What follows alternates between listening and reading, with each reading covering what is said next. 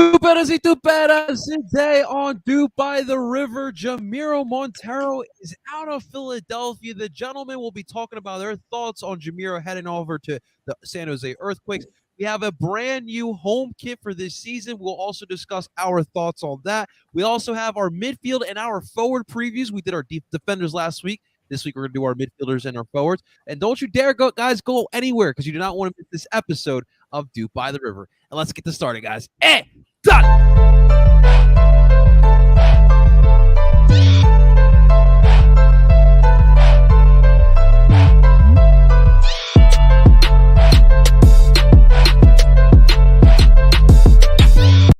And that is right. Welcome, everyone, to Dupe by the River, the show where we follow everything Philadelphia Union. And, of course, we are brought to you by Philly Sports Network. Before we dive into this episode of Dupe by the River, real quick, ladies and gentlemen, if you're watching this live on YouTube, guys, hit that like button, subscribe.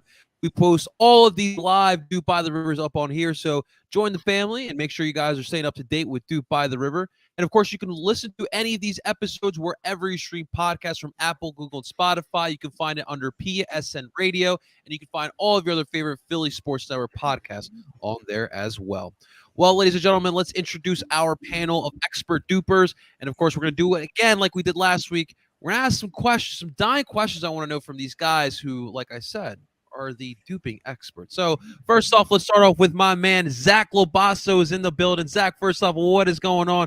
And brother, Matt Messi, are you kidding me? Champions League? Yo, give me the Brendan name love. Give me the Brendan love. How you doing, man? I'm doing well. Not as well as Brendan Aronson, but I'm doing pretty well. He played really well today. And against a opposition that is one of, if not the best team in the world, although not so much recently. They've been struggling a little bit, but nevertheless, he got an assist. Honestly, Salzburg probably should have scored like 2 or 3 more goals. They probably should have won 2 or 3 to 1 or 2. I mean, Bayern definitely had their chances. Salzburg's goalkeeper was very, very good. But, I mean, for a team like Salzburg to go up against a giant like Bayern and do as well as they did is pretty impressive. I know it was at home. Going to the Allianz is a different story. I think it's going to be a little bit tough for them to get anything there. But, hey, you never know. But, yeah, Brendan Aronson did really well. Thierry Henry had a lot of good stuff to say about him. I mean, I know he's got firsthand experience going up against Brendan when he was coaching Montreal. And yeah, it's just really exciting. And I tweeted out earlier, like, I think at this rate, like, he's going to go for 50 million this summer. Like, I don't like because what's it called? Leeds already offered 30. And like, if he keeps playing and they said, no, we're in the Champions League. We don't need, no. And if he keeps playing as well as this, like, I can't imagine a team isn't going to bid upwards of 50 million for him, which means we're going to get more money than we've ever gotten for anyone ever as a sell-on fee, which is pretty crazy. Dude, we're only winning here with these transfers. Yeah. Shouts to Curtain Stand on Twitter. He put out that jersey with Brendan Aronson in a Milan jersey, and I was all here for it. That was definitely awesome to see. But yeah, we're loving it. We're absolutely loving what Medford Messi's doing over there. The youngest player since Lionel Messi to create the most chances in Champions League. That's pretty damn impressive. His 5 chances here today against Bayern Munich. All right, Justin, my man, what is happening? We got Justin Young, BP roster spot, Freiburg. Justin, look, so Nat came back from Costa Rica, and she brought me some nice souvenirs, and you know, she's an amazing girlfriend. She thought about how much I love the beautiful game. She decided to buy me a Costa Rica kit. Now, you guys know how much I love Colombia, the national team. I feel like it's a little bit of a violation to wear this kit as casually. I wanted to get your thoughts because you are our kit man here. So what are your thoughts on international kits? I don't really have a problem with it. I think at least for me, like, the only international kit in terms of national team level I probably wouldn't wear would be Mexico or maybe Canada. Understandable. Yeah. I think other than that, I mean, on the international stage, there have been some pretty damn good kits. I mean, if you look at a number of kits or logos Matt Wolf, who, if you are familiar with logos, with jerseys at all, you recognize the name, has had a hand in a number of kits. And for me, the only rule that I really abide by is no other MLS teams. And typically with the only team I really support more fervently is Manchester United. And so I don't really do most other Premier League teams, but on the international stage, it's a lot different. Honestly, my rule of thumb is if it looks good, usually not a problem. Damn straight. We got some more. We got a lot of kid talk here today, guys.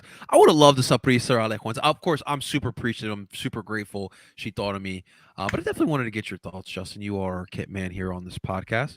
And of course, last but not least, ladies and gentlemen, we got our man, Mr. Tim Lovagood. Now, Tim, today we had a press conference. We have a Jim Curtin press conference discussing the major things. Now, the three main tidbits that I took away here today.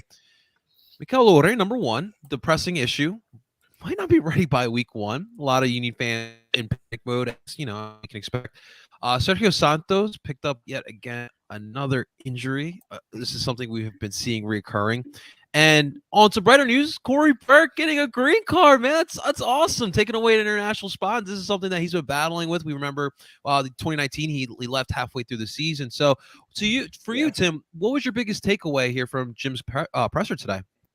I mean, it's got to be Mikel Lore not being with the team yet. I believe it was Brotherly Game that put out an update on this last week. There were like 12 players in MLS that were going through visa, the visa process. And right now there's only 2 left, and one of them is Mikel Lore in that week. So that's definitely the biggest thing. They, broke the club record fee to get him here. He's the DP striker. And it looks like he's not going to have any preseason. If he gets here before week one, it'll be the week leading up to training, and you probably go with the guys that have been training now for 3-4 weeks all together. So I think that's the biggest takeaway. I mean, the Sergio stuff is a little bit concerning too. His injury past, Jim did say that it's not a huge problem, at least right now. We'll see how that goes. We all know how Sergio goes with injuries. And then the Corey Burke stuff is also concerning because the last time this happened, he didn't come back until 2020, and he left in 2019 to get a green card. So hopefully all this stuff kind of comes through, and we get to see all these 3 strikers on the team here in week one. But it's looking like probably not. Carranza. Yeah. Woo, woo, woo. I mean, he's been the one consistent guy so far, so he's going to have to be the guy. That's all we got.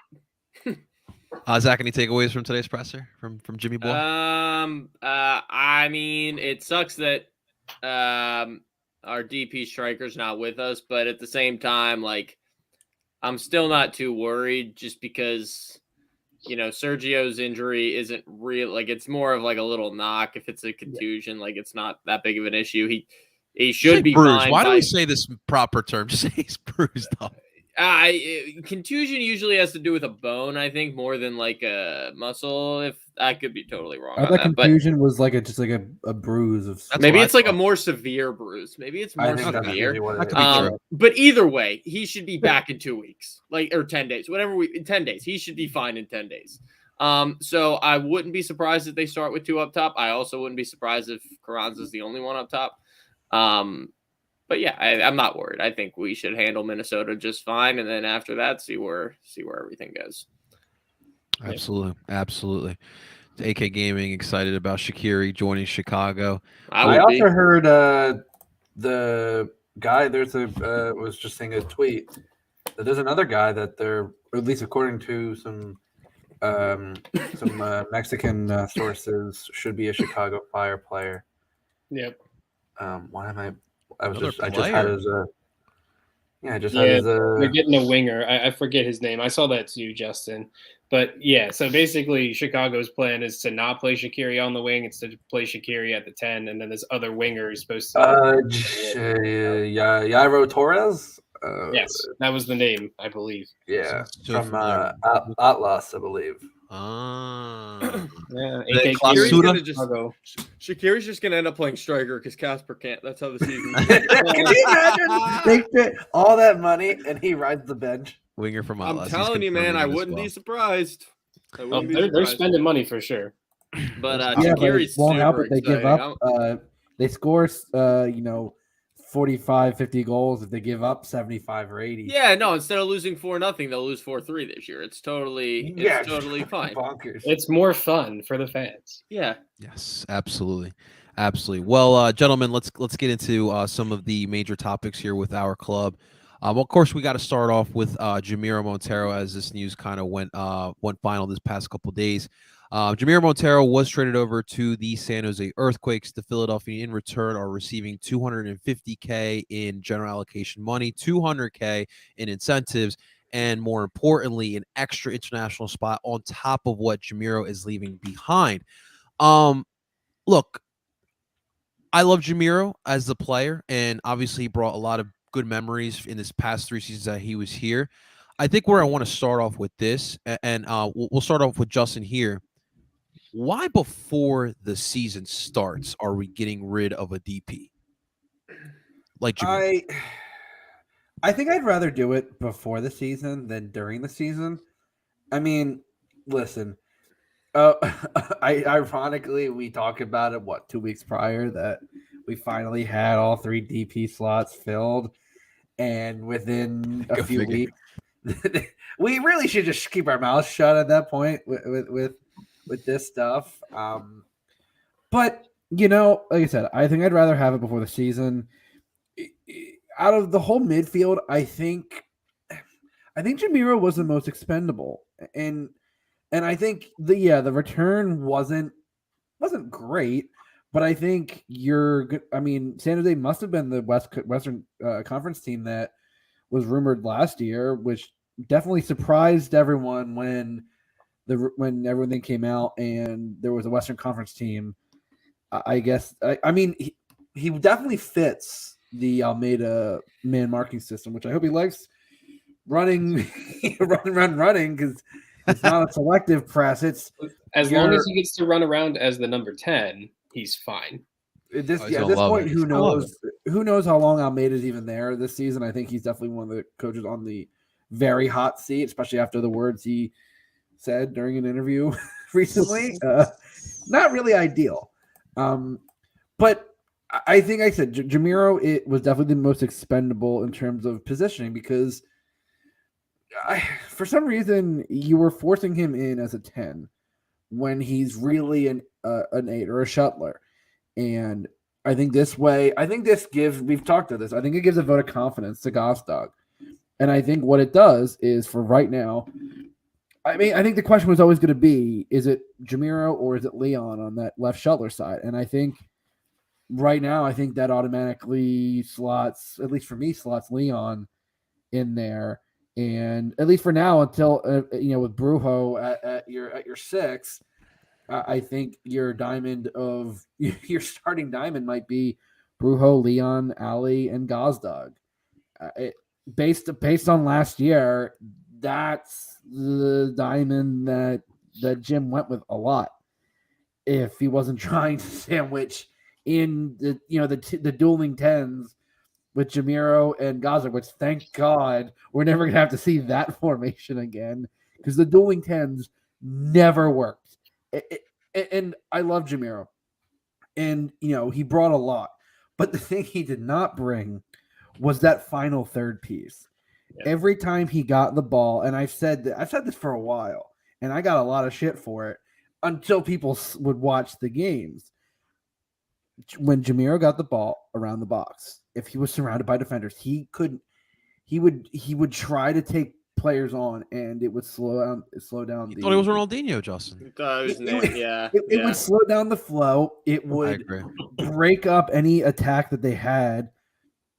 Jamiro's ability was in his pace and his ability to push the ball up the field, but that final third was always lacking. He always took the wrong he always took the wrong pass. He'd shoot it, he'd sky it, which they got no more free kicks. I don't know why he was the free kick person of all. But it's unfortunate that you get rid of a DP right before the season, but of all the people in the midfield, for an already deep midfield, I think Jamiro is the one player you can go. It's not as bad as, say, you get rid of Ali, and I Ali is up there, but I think I'd rather have Ali for his, at this point, what he gives in terms of his veteran leadership, and also from what I heard about Jamiro with the locker room stuff, it makes sense given everything that happened last year around the DC game. There was a lot of drama getting circulating out of the locker room, and things kind of cooled off. But especially after with Kai after the New England game 2020, sometimes when stuff happens, the locker room can fracture in various points. It's not going to fully divide, but it's never really the same after that. And I think this kind of there's this idea that if you're not going to be kind of part of a cohesive unit, I think you're made expendable at this point. And I'm okay with that, because I think you have an identity, you have players that overall that want to make this work, that want to go with it. And I think overall it works. And again, the return wasn't great, but I think you getting an international spot and freeing up an international spot is honestly a pretty big swing. Yeah. I'll disagree. There were times where I felt like Jamiro could play at the 10. Like, I mean, I even look at the Saprissa matches, and in the beginning of the season of last year. I think, to your point, Justin, when Jamiro feels like he's got to do everything in the midfield, when he's acting like Ronaldinho or Neymar, as Zach would mention, that to me was his downfall. Now, Tim, what I want to ask you, like Justin mentioned as well, the timing is off. Like, I felt like, look, I did not think that we're going to bring him back in 2023. I did not think we were going to pick up that option, but I think the timing is a little bit off. Do you think that there were actual dressing room issues, and that's why they were like, okay, we'll just take this $450K. Hey, take him, San Jose. I don't really know, but I don't think the timing was off at all.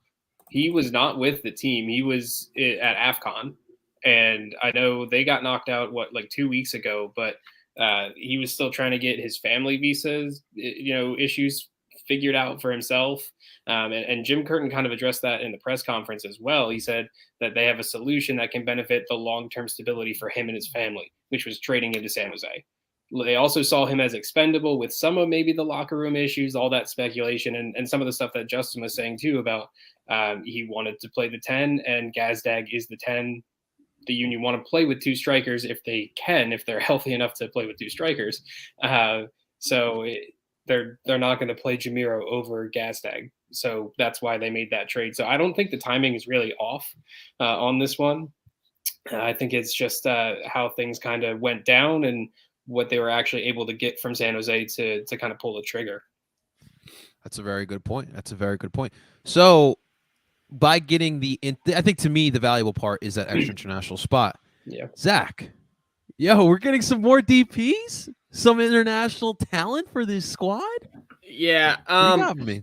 Yeah. Well, so first and foremost, I do want to just say that as much as I think it should be Leon playing that box to box role, I think it's gonna be Jack McGlynn to start the season.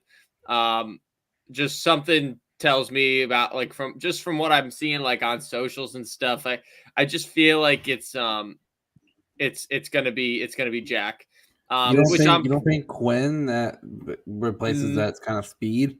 No, in this press conference, Jim Curtin said Jack McGlynn has taken a big step, one of the best I've seen soccer IQ wise. He mentioned him by name after Jamiro, literally right after. Yeah, I think it's gonna be Jack. Yeah, which I'm cool with. They're gonna have to work out the press or whatever because Jack is not the most athletic guy in the world.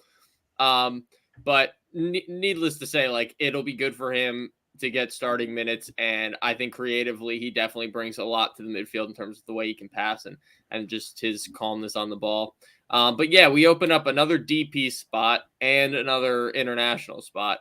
So it'll be interesting in the summer, and I boldly claimed in our group chat earlier that I think the Union are going to break the transfer record again this summer. They've already broken it once this year for Mikel Ora. and we'll see what they do this summer. But it just seems like something's brewing where they're going to buy someone worth a pretty penny. Where that is with Brujo and Wagner potentially on the way out, it could be at one of those spots. It could be as Ali's legs start to go later on in the season, they bring in someone to start for him and kind of like wean him off the minutes that he's getting early on in the season. It will have to wait and see, but it's definitely interesting because of that spot is open. And I feel like Ernst knows that this is probably the year that they're going to have to win the cup if they want Jim to be the guy to win the cup with them. And I think he's going to move heaven and earth to get whatever Jim needs during the summer, depending on how the beginning of the season goes, to get him that MLS Cup. Absolutely. And I think what Trav says here, it's pretty spot on. They wouldn't do this move if they didn't see what they saw in preseason from a lot of these guys. Your Jack McGlynn's, like you mentioned, Quinn Sullivan. I'm really curious to see what Jesus Bueno has as well. We saw in spurts through the end of the last year.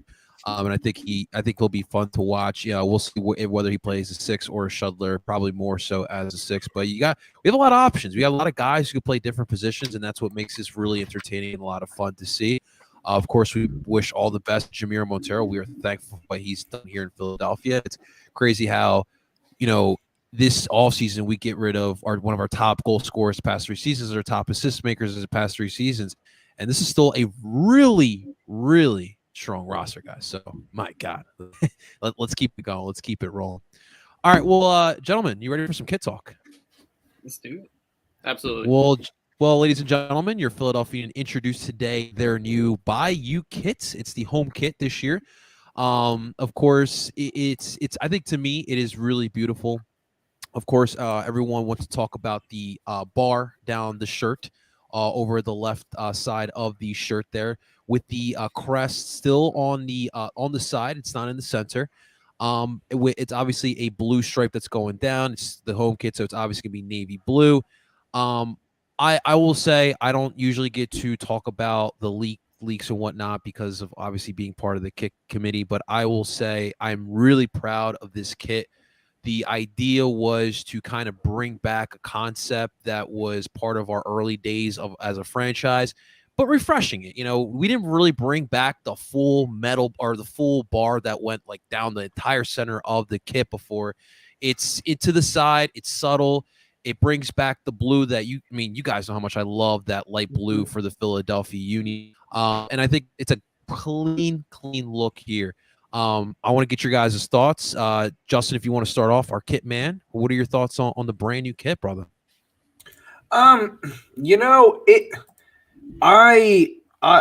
always been the mindset that you gotta have a little splash, little sometimes a little subtle work. And as we started to see some of the initial designs on the kit, I'm honestly amazed at the simplicity of the kit and how clean it is. I think the gold accents are absolutely perfect.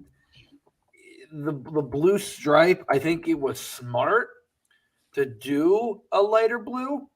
Would have been cool maybe to do gold. I think if it had worked, maybe. But I think for right now, you see that gold trim on the sleeves. You have I always love the gold stripe. All right, I got you guys. on the shoulders. Yeah. First of all, the bimbo being gold, I think is clutch. Yeah.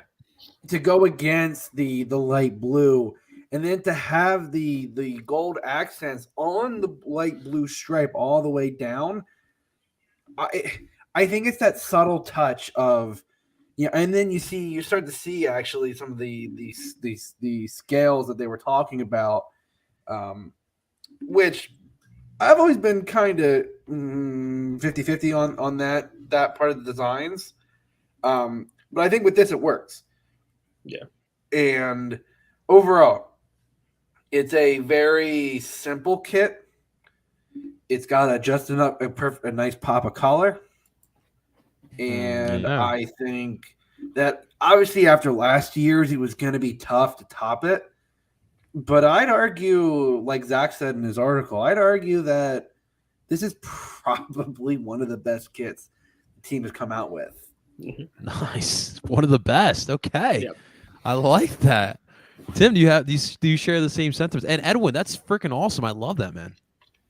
Yeah, I share the same sentiments there in that, when we were kind of talking about the leaks out there, I was like, I don't know if I really like it. I know the mock-up was pretty rough compared to what the real thing was. Then The about pink a stripes. week or so, about a week or so ago, about a week or so ago, we saw the actual leak of the shirt, and I saw the gold Bimbo, and I was like, oh, if this is real, like I'm really going to enjoy this kit. And I thought, like, okay, like that's the selling point for me. It was like, okay, the Bimbo is finally, part of the club's colors. Like it looks all right. But then seeing it today and actually looking at the stripe and seeing the what's the name of the blue? There's a name for it. Is it electric blue? Signal blue. Yes. Signal blue. That's it. Yes. And remembering like the 2012, 2013, like the away kits that came out then, being that color. And that the stripe with the gold accents on the side of it is literally what the middle of the badge looks like. So the kit looks like, it literally is the badge, which I think is brilliant. Because you always you talk about a club's home or primary jersey being something that encapsulates the club's culture, and this kit is literally the badge. It's just on a kit, so I love it. Awesome, man. Awesome. And I do agree with Zach as well, what he said in his article, that it could, sneak up there and beat out the Bayou kit from last year. So. Yeah. So I kind of look at it in two separate ways. One, compared to what the mock-up was, like it's like a 14 out of 10, because the mock-up scared the hell out of me. I was like, this is gonna be the most ugly kit I've ever seen. Like the pink stripes, I was like, this just looks so bad. But when I saw this, I was like, this is really nice. Like, and the reason I like it more than the Bayou kit, and this is the 4U kit, I'm pretty sure it's called the 4U kit, the Bayou kit. Yeah. So the reason I like this kit more is because when I look at kits, I really like a very simplistic yet kind of out there design at the same time. Like the Bayou kit's awesome, but for me it's a little too like hectic, I guess you would say. Like there's kind of like a lot going on, whereas this one's really simple, but it gives you that pop of color that you really like to see. So for me, it comes in right after the black kit with like the Batman kind of looking Bimbo symbol on the front that like no one can ever find because it's so rare or whatever. And then I believe the 2013 kit we were talking about with like that signal blue, and then it had like the gold stripes here and then the white down the middle. And then this one, and then probably the Bayou kit after that. So the last two kits in the last 2 years are top four, like on the Mount Rushmore of Union kits in my estimation. This one, I really, really like it. I didn't expect to like it this much, but the way the gold is like such a dark gold, kind of contrasts the signal blue in such a great way. It's just really great. I really, really like it. Real quick, guys, just do us a solid. As I'm showing you guys on the screen for watching this live, we have Zach's article that's right now on Philly Sports Network. You guys can go check it out. Just type in Philly Sports Network, the Philadelphia section, and you can find Zach's article. Great stuff breaking down his thoughts on this brand new kit that we have here. So awesome. I listen, I love it. I can't wait to buy it. Like I said, look, these past two kits, like you guys have mentioned as well, beautiful, beautiful job. And I think they're going to be great. And you know what's even better, guys? Winning a cup in one of these kits. Come on now. Well, that's what I said. That's what I said in my article. If we win the cup, it's gonna be everyone's favorite kit. Like it's gonna be everyone's favorite kit if we win the cup. It could be that white team. We would be all be fine with it. Yeah. So real quick, do you guys think the shorts stay blue? the navy blue? For this kid, I think it'd be better if it's a dark blue. Yeah. Right. And I Right. think I'd be very interested to see if like they do like the Adidas 3 stripes, like how the shorts go with. I'd like it signal with the blue. gold, like a gold I- accent. That It'll be interesting to see what they do because I think either way it would look really good. But I think if they put the signal blue on there, it would look really, I want really the good. socks to be signal blue. I mean, I think the That's what I want. I think the socks could be a lighter blue, or no. Here's what I would love would be the regular that consistent blue with either the gold or blue, the little stripes down the sides as Adidas loves to do, and then the socks. I ask for too much, but could I get gold and blue? The interchanging stripes on the socks. So yeah, I was thinking that the socks would still be dark blue, but with the accent of either gold or the signal blue, like in the Adidas stripes. Do that. I don't think they're gonna alter. I don't think they're gonna alter. I would love that. I love those. I don't. I love Yeah. this type of socks. Those are. Yeah, I have at least a couple pairs. I love this type of socks. I don't think they're gonna alternate the colors, but yeah, I think it'll be how the Adidas stripes, like the 3 stripes, work or whatever near the top, and it'll be like either gold or signal blue on the stripes. It'll be super interesting to see because we all know how the white shorts to the blue shorts go with the Bayou kit. That's totally divided. White shorts are better, but either way, I'm excited to see what the shorts and the socks look like because that really does complete the kit. But Jersey, Zach, American dream, Kenny. Yeah, Justin, you can. You will be unsatisfied in your. Oh, I know. But you can dream. I only get the dream point for is, sure. but a man can dream. Y'all can dream, but there is on the Philadelphia Union's Twitter page. There's a little video. It says the guys are digging the kit with a fire emoji. And it's Matt Real and Paxton Aronson. Yeah, I saw the video. On, and they're wearing navy blue shorts that has the Union logo on it. And but see, listen. That might just be to throw us off the scent. The Union admin and Union socials do a very good job. I would not be surprised. I would not be surprised if that was to throw us off the scent. If they walked out on February 26th with some signal blue shorts just to that would be mess with Minnesota. I'm in. You really bring up a good point. I really would be in on that. It's different. Yeah. That's different, and I like that. Edwin, be sure to find one of us. Zach, are you going to the home opener? Do you have plans on going? I will not be at the home opener because my games for the winter are super sporadic. I never know which time. Because I don't even know my game's Saturday. I won't know till tomorrow what time my game is, and it can go from, like I said, 7:30 in the morning to like 8 at night. So God, Zach, the soccer over, soccer controlling your life. Yeah, it really does. But you know what? It's worth it. It's worth it. Eat, breathe, soccer, play. That's Zach's life. Yeah, I don't even sleep. Sleep's not even in there. I just eat soccer, breathe, and then watch soccer. I play soccer. I coach soccer. I talk about soccer. That's all I do, man.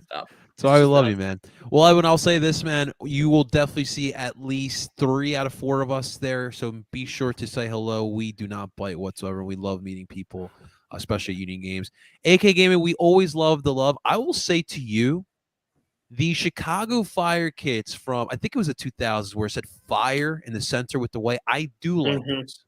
I do. That's also with the old logo, which I still think was better. But yes, so you guys have some good ones. You guys definitely have some good ones as well.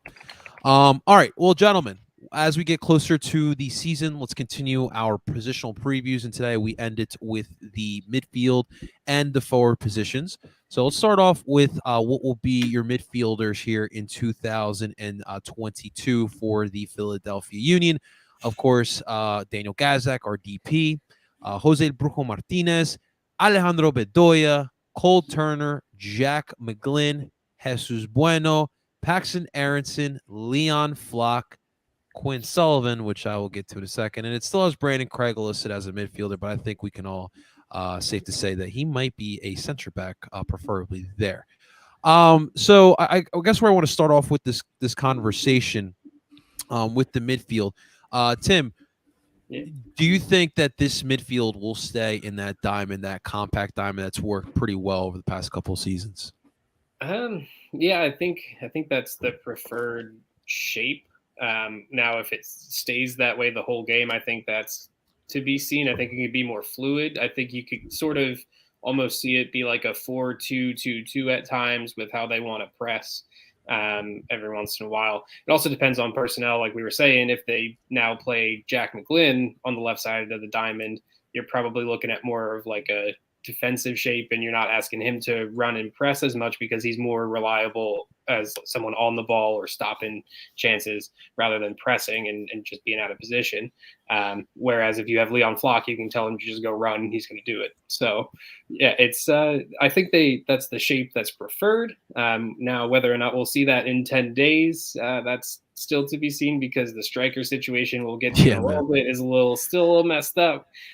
So we might be seeing, the Christmas tree return and having 2 10s and things like that, which it isn't the worst thing in the world now that we actually will play 2 10s at the 10. So hey, there you go. Yeah. There you go. Justin, what I want to ask you, I wanted to ask about Alejandro Bedoya. Look, I mean, especially, me, Justin, I love Alejandro Bedoya. He's getting up there in age. There was thoughts possibly that last year would have been his last year. He's bought in. He's back for this season. Number one, how much longer do you think we have Alejandro Bedoya, and what could possibly be the replacement? Is it on this roster right now? The question of how long Ali Bedoya can go, I think it's as long as he has whatever blackmail he has on Jim and Ernst. Because I think Jim Curtin is scared of him, and I would be scared of Ali Bedoya. Yeah, don't mess too with in the him, locker room. If he said, "I'm playing," you go, "No," and he goes, "I am playing." He goes, "Okay, yeah, so, okay, yeah, sure. Sorry. Yeah, sure." I think realistically, I think he's gonna play 20 to 25 games, MLS games. I think maybe, obviously, probably on the bench the rest of those. I think if you want to consider him for Gold Cup or Leagues Cup, I think you're going to start seeing that, him get a little bit of off time because, I mean, we've been saying it. Last year was the first year where there were times where Jim just actually surprisingly didn't start him to give him a rest. And I think it was surprising when it did happen. Now, is that person on the roster? I think, yeah. We've been talking about it. I don't think necessarily there's a direct replacement in terms of that person that's going to make those runs. I think maybe either Quinn or Paxton would be a direct replacement for Ali in terms of that skill set. But I think what a lot of what Ali brings is he's got surprisingly a pretty good passing range and a good ability to get the ball going. And that's kind of why I also see Jack McGlynn kind of being groomed as an Ali-like replacement, because while Jack may not have the pace, he absolutely has that ability to start the counter, to play those passes, to be in the right place. And then Ali's, especially defensively, he's never been the fastest, but he's always been in the right position. He's always known when to break on the counter. And Jack, from what we saw last year, could move up with the ball. And I think you're seeing more and more of that. And Jim has even said that Jack McGlynn has taken a huge step up. And if Leon is not on the other side, which I still think he will be, I could see a midfield with Jack McGlynn and Ali. Or if Ali is resting, I could see a Jack McGlynn and a Quinn Sullivan or Paxton Aronson. I think the reason you were able to get rid of Jamiro is you knew that you had players on this roster that could easily step in at any of the positions and still have a solid spine. We all saw it last year. This defense was top 5 in the league. I believe it was third or fourth in the league in terms of goals against, which is huge. Yeah. I mean, and part of that is if you have a solid midfield spine, that that instantly vaults you into a top tier team. Now, obviously, we wanted a little more, and I think it wasn't from that point of the field, and we'll talk about that in a bit. But I think the midfield arguably was one of the bright spots of the team, and I think with all this young talent, you can go, okay, Ali, I think you can take a little bit of a rest, even if Jim might be scared of the man himself. I mean, you got to. I think at the end of the day, you got to conserve him for when it matters most, and to me, it matters most in the playoffs. So, if he plays 20 to 25 games in MLS play alone, I would be extremely happy about that because we ensure more freshness from Alejandro Bedoya within the playoffs. And Raul Louis, what's going on, brother? I hope to see you as well. We just discussed it. Mikel Ore, from all our indications, he's just going through visa situation. It's just that's really what the holdup is. He's fine. He's ready to play. It's visa issue. And as we've seen before, that could be that could be a delay for any of our players that we're trying to sign there for sure. Zach, what I want to ask you, man, about this midfield. To you, who's the one player you see taking his game to the next level that's just going to wow Union fans? You mean 2022 MLS MVP? That guy? You're gonna go there. You're gonna go with the guy. The 2022 MLS MVP, Daniel Gazdag? Why do you no, realistically, do you really think that this is an MVP candidate in the MLS? Absolutely. The dude had And why? 4 goals and he had 4 goals and 5 assists last year as a DP transfer in the middle of the season, which, as Justin alluded to earlier, does not typically go well. And it did take him a little bit to get started. Now, in half of the season's games, like I said, he had 4 goals and 5 assists. He had a better goals and assists per minute ratio than Kasper Shabilko did, who scored 12 goals and had 4 assists last year. You had to go there. And well, the thing is he's not a striker, right? Like he's putting up those numbers and he's not a striker. Like that's like Zelarian. And I mean, Carlos Gil doesn't score too much. I think he had like 4 goals last year or something like that, maybe 6. But he had 20 assists? Yeah. Like I think Gazdag can get you 10 goals and also get you 12 to 14 assists. Like I don't see that as out of the range of outcomes. Like with 12 goals and 14 assists, like how are you not going to win MVP? Especially when we're going to win everything. We're going to win the Open Cup, we're going to win the League Cup, we're going to win the Shield, and we're going to win the MLS Cup.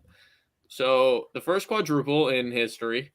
And then you obviously get an MVP from that, and he'll be our best player, I think. I think Mikel Ora is going to score like 12 to 15 goals. I think Carranza scores around 10.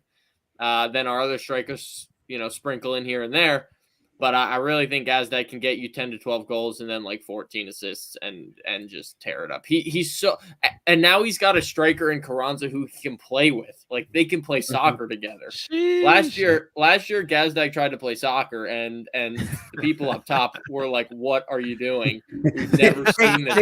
Take 10 minutes to pass a 1-2." Yeah, or kick it 20 yards the other way. They're like, "We've never seen this before. I don't know what to do."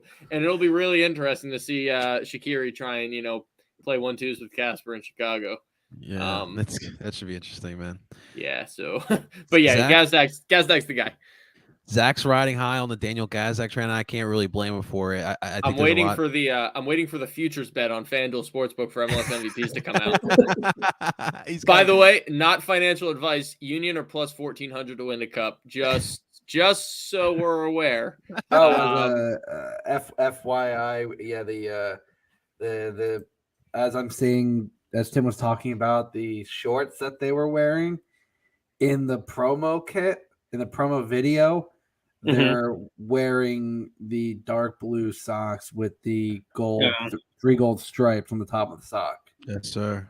Yes, sir. So I figured it's to throw people off. I'm I'm telling you. it's to throw people off. I've conspiracized Tim If it's into not, that's believing fine. it. wait. Instead of QAnon, Zach's part of UAnon. Yeah. Oh no. That's pretty This good. guy. I'm not This guy. affiliated with either, guys. All right, Tim. Real quick, before we Yeah. get to the forwards, a question out of curiosity: who do you think is more likely to get sold first? Is it El Brujo Martinez or Paxton Aronson? It's Paxton Aronson.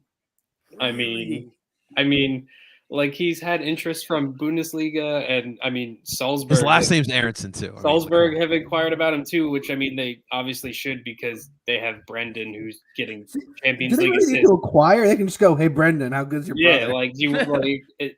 Honestly, like I don't know.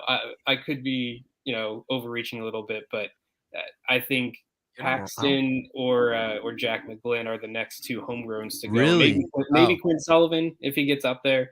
I don't know if that's this year. I'd say Jack within a couple years might be the first. If the timetable is the same as it was for Brendan and Mark McKenzie, like this is their year to step into more minutes and then win a starting job and then get a big move.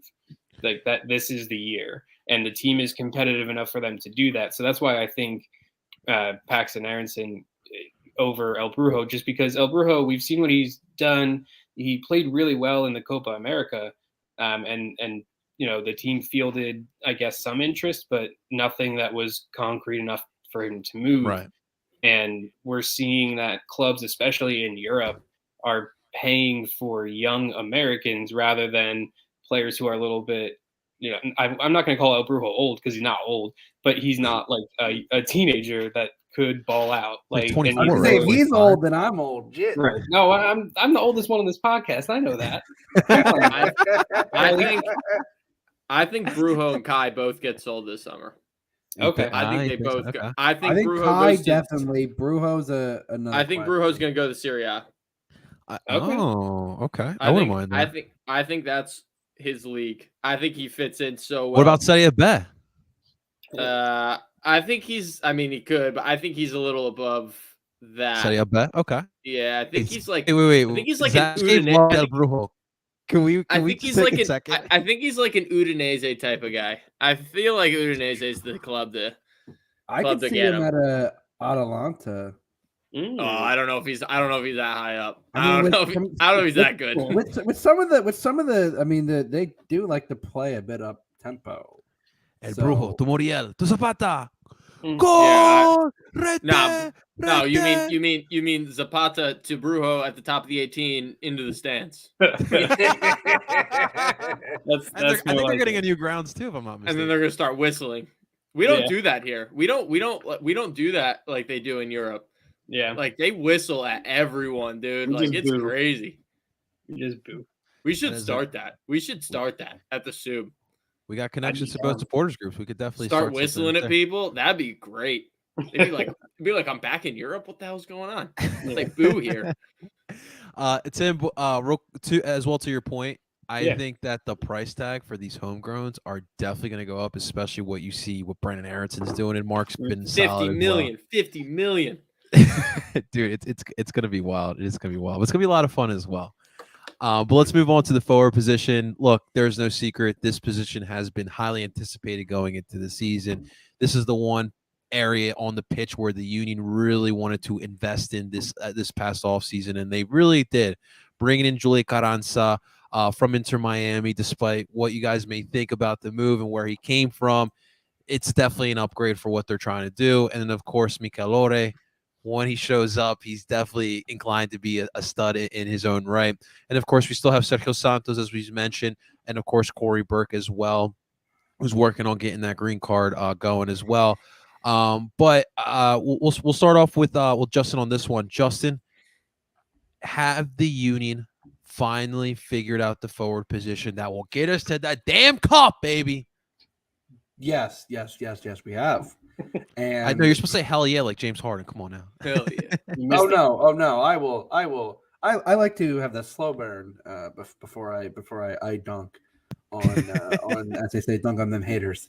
To continue my point I was making earlier, the one thing that literally the Union needed, and it was very apparent in the count them 3 goals they scored, was none of them were from a forward. Casper helped force one, but it was an own goal. None of the goals were from a striker. Sergio couldn't hit the broadside of a barn. Neither could Corey. Nope. Casper didn't even sniff near the net. No, he hit one over. Like, it just, as much as Casper, the numbers said he was okay, but the numbers also said that he put up a goal. What was it, Zach? A goal or assist every 149 minutes last year, which is insane. That's over a game and a half. Yeah, not great.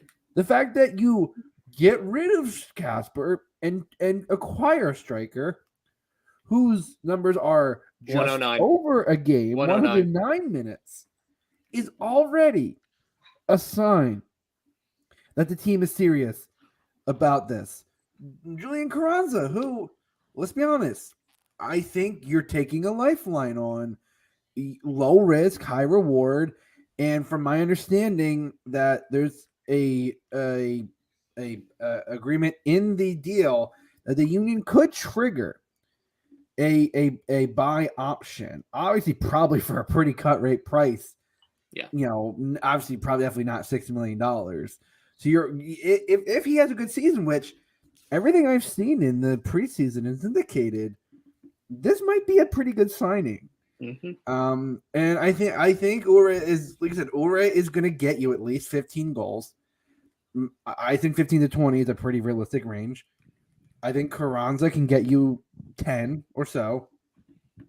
And then Sergio and Corey, if they can get you at least 5, then you've gotten already a better return on your from your strikers than you have, honestly, in any year. I think this is the first year that I look at that striker core and go, okay, I see a plan. I see a point of attack. I see everything that you're trying to do with this that you have not been able to do in the past years, because the problem with Casper was, as the system changed into what we have now, it was clear that they were trying to pit a square peg in a round hole. A player that is not meant for a pressing system is not meant to be a lone striker. So the Christmas tree was kind of redundant when he was the lone striker. And you also never really had a striker that he could play off of.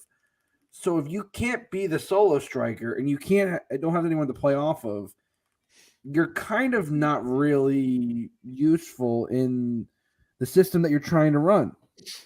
And the fact that Ure does work well off of somebody and can be that lone striker already is a massive upgrade. And if, like I said, if everything that we've seen, that I've seen, that I spent hours combing through highlight tapes to write that article, which is on Philadelphia Sports Network, if you want to check that out. Please check that out. Like I said, the biggest thing that I've seen from Mikael Ulrich is just the runs, the positional awareness on the field, the ability to, if he's good for a through ball, he's making a run up up towards the net, not towards the corner, not away. He's making a run that gives him a solid position to create a chance. If he's in the box, if he knows he can beat you to the near post, he's going to beat you to the near post. The amount of goals that I've seen with him as a flying header indicates that he's willing to throw his body in there, that he's going to time his runs right, that he's going to be hungry in the box. I think the problems that we've had with our striker core is you either had both strikers running near post with no one on the back post and both strikers nowhere near the ball on the near post, or you kind of just floated in there and no one really attacked it on the back post and they would just go begging wide. And that's been the biggest problem is we've never really had that bona fide striker that says, you know what, give me the ball and I'm going to put it in the back of the net. I'm going to do whatever it takes to make sure that that ball is in the back of the net. Or if I'm not the one who's doing it, I'm going to set up a chance. And I think the trio of Ura, Carranza, and Gazdag could be an epic combination because you have Gazdag was, like I said, does have that ability to give and go. And I think that was the one thing that was clear, and we talked about a lot last year, was he just didn't have the striker who could do that 1-2 combination with him. Mm-hmm. And I think Ura and Carranza both have that ability. I think they can even play off of each other. So really you can get that triangle passing game going. And with Bizo, with Wagner, with the overlaps, you have a lot of options. And it just excites me thinking about, you know, the potential, because some of Ura's goals was him just laying it back to the midfielder who sprayed the ball wide, and then, you know, we were getting on his high horse and, you know, hauling ass into the box and scoring. And that is something that we haven't seen in I think ever. And it's, for me, the reason why I have the Union not finishing lower than they did last year. I think they could be 1 or 2 in the East. I really think the East is a lot weaker, especially with Nashville going to the West this year. And, you know, I don't think any East team particularly, you know, retooled to the point where they're going to exceed. I think it's going to be a you know, I think it's going to be the same way it was last year, with it'll be kind of top heavy and it'll kind of falter off. But I don't think the East is going to be any more difficult than it was last year. So I think this definitely, with the way they've retooled their striker core, I think this is the sign that it could be the start of a next few, you know, good few years for the Union in terms of just putting up scoring numbers, which they haven't done ever. Absolutely. Zach, are you ready for some 1-2 touches and 1-2 games with Daniel Gazdak and Mikel Ore? Yeah, I mean, from the first preseason game that we got to watch, I really hope we get to watch the one tomorrow, right? They play tomorrow? Friday. Friday. Okay. Friday, We get to watch that one. Do we know yet? I have no clue. Okay. Don't Well, let us let's know hope we get to watch the it. game day. Let's hope we get to watch it. But either way, from the first preseason game that we got to watch, Gazdag and Carranza were combining left and right all over the field, which was really great to see. Obviously, we don't know how Mikel Ore is going to do with that yet, but I mean, even if he's not great at combining, he doesn't have to be, because if those two can combine, it just creates way more opportunities for them to play him in behind or play balls, you know, to his streaking runs to the near post. And just kind of, and his runs also just open up lanes for Gazdag to score even without him touching the ball. And same with Carranza. Like if Carranza and Gazdag are playing 1-2s with each other, and then Ura makes a run through and the defender follows him, Gazdag doesn't even have to make the pass. He can just dribble in and finish. Same with Carranza. So having a striker who's very dynamic like that really does open up the door for a lot of possibilities attacking wise. Obviously, we still have the 2 wing backs who are going to cross the ball. Hopefully, not nearly as much as they did last year. Hopefully, we can, you know, score some pretty goals and less ugly goals. And if they are going to cross the ball, I hope it's like from the end line. It's just a pass back to the 6 and not necessarily a cross from 40 yards away, a hopeful ball, as we call it. But yeah, I think the attacking trio is going to do a lot. I don't think Ura scores 15 to 20 this year. I think he gets like 12 to 15 this year. Okay. Being it his first year. And then next year he can break Carlos Vela's record.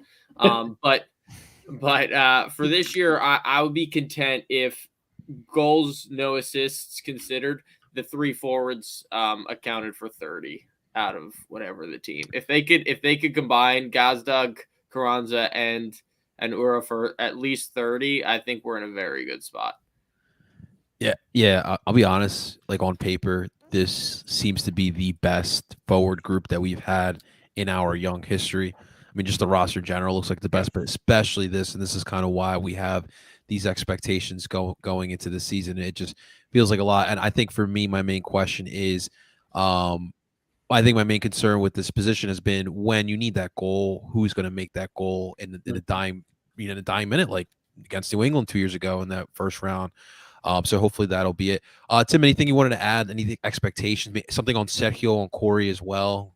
Yeah, I mean, just to add on what both of these guys just said, the Union striker core, barring that they're all here and healthy, it is 4 deep, and they're all different players, which has not been the case in the past. Justin said it. Ure is a direct goal scorer.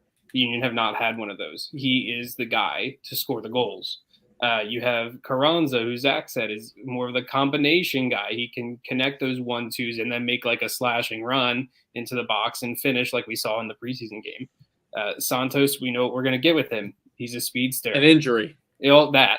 Yeah, injuries, mostly because he's running too fast for his own good. And yeah, change of direction, all that fun stuff. But we know, if Sergio's coming off the bench for 30, 25 minutes, he's going to be told, all right, go run at the back line, or we're going to play a ball over the top, run onto it, and please, God, just put it on net. Like, just put it on net. Use your right foot sometimes. Yeah. And then Corey Burke is a grinder. Like, you put him in, and he'll just run his ass off. He's not the fastest guy, but he'll get on the ball. And, he can hit a ball pretty well, too, and he's an aerial threat and all that fun stuff. So the Union have 4 strikers on their roster that are all different and actually make them true contenders this year. So yeah, that's all I have to say. It's like, this is the missing piece of the puzzle, is a striker force that can actually get goals in different ways. And this is why we ended with this position, because we all feel as if this is a complete team within the MLS. But we do feel like this position, the forward position, finally, is what we need to get to where we want to go, and that's hoist that MLS Cup. We'll see. We'll definitely see. We're gonna, as these weeks go on, we're getting closer. We're about like 2 weeks away to the start of another MLS season. We'll definitely be discussing previews of the whole league as well. So make sure you guys are staying tuned. Make sure you guys are also following Philly Sports Network. We will have articles out there as well from Tim, Zach, and Justin as well, and Steve. Steve's been putting out some good stuff as well. So make sure you guys stay tuned for that. Well, ladies and gentlemen, that's going to do it for another episode of DOOP by the River. We thank you so much for tuning on in. Do us a solid, though. Make sure you guys hit that like button and subscribe. We post all the lives here on Barcelona Philly's YouTube channel. So thank you so much for tuning on in, and make sure you guys are joining in and subscribing. And, of course, you can find these podcasts wherever you stream podcasts. It is under PSN Radio. You can find it wherever you stream pods, from Apple, Google, and Spotify. Ladies and gentlemen, that is Zach Lobaso. That is Justin Young, BP roster spot. That is Tim Lovinguth. Of course, I go by El Parcero Philly, and we're telling you guys to DOOP on. Thanks, guys.